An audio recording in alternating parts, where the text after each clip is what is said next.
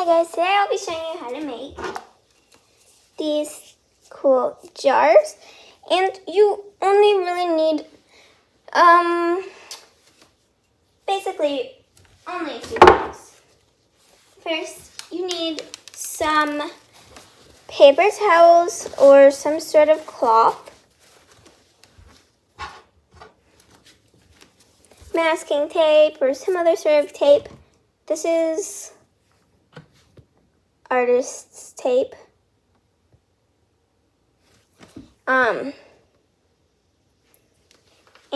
you'll need a jar. It doesn't matter the size.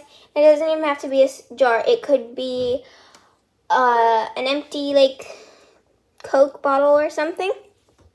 Yeah.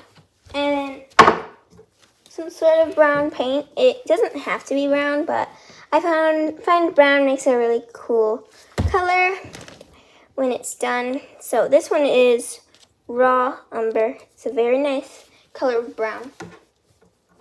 You'll need a sponge brush. This one is the only one I have right now, and it's like breaking. So it's kind of hard to paint with. And you'll need a paper plate to put your paint on, or some sort of paint palette like this.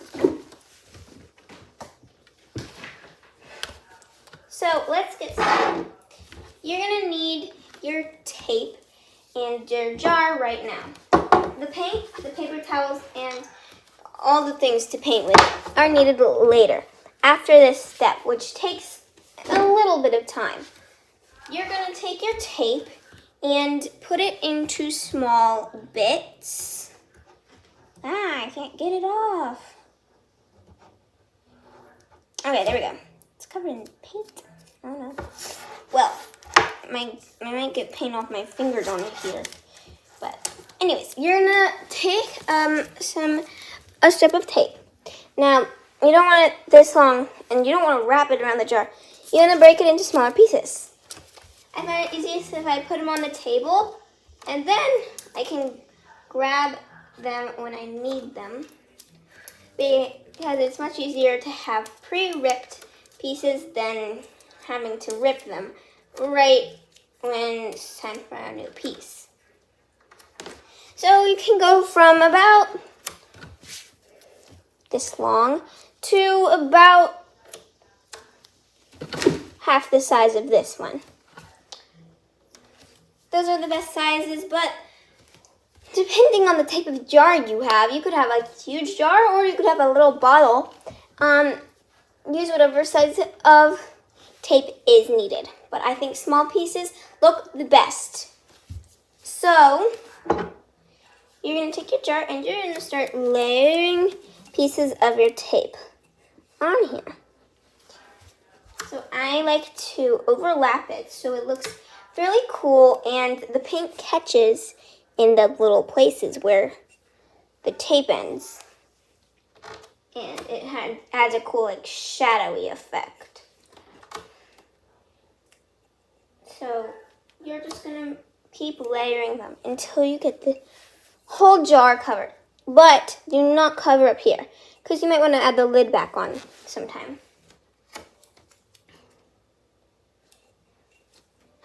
So I'm going to continue doing this, and once my jar is covered, we'll paint. Alright, I finished taping it up, and you really got to push it so all the tape stays on. This one might look a bit different than the others because I used a jar that has a diamond design in it.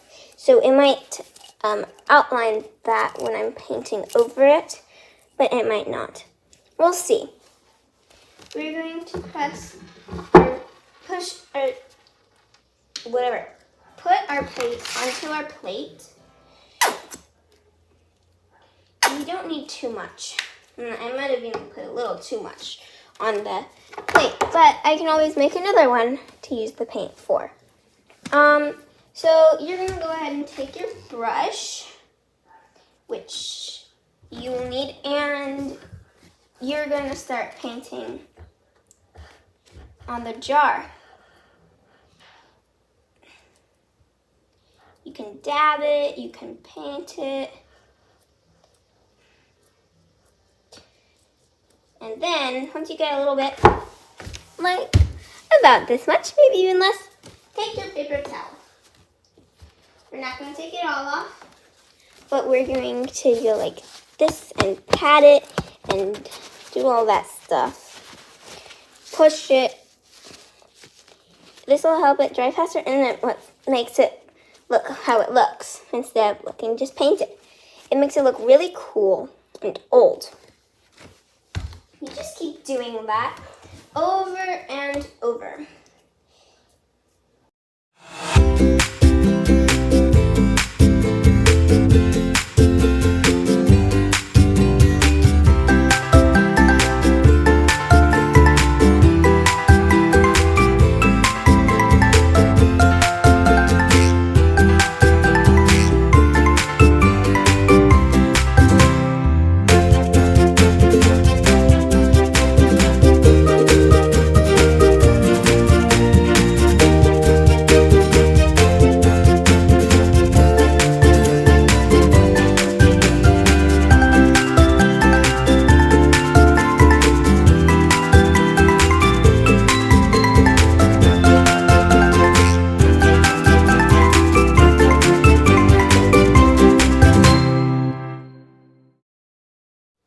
Now you're just going to let this, leave it out to dry.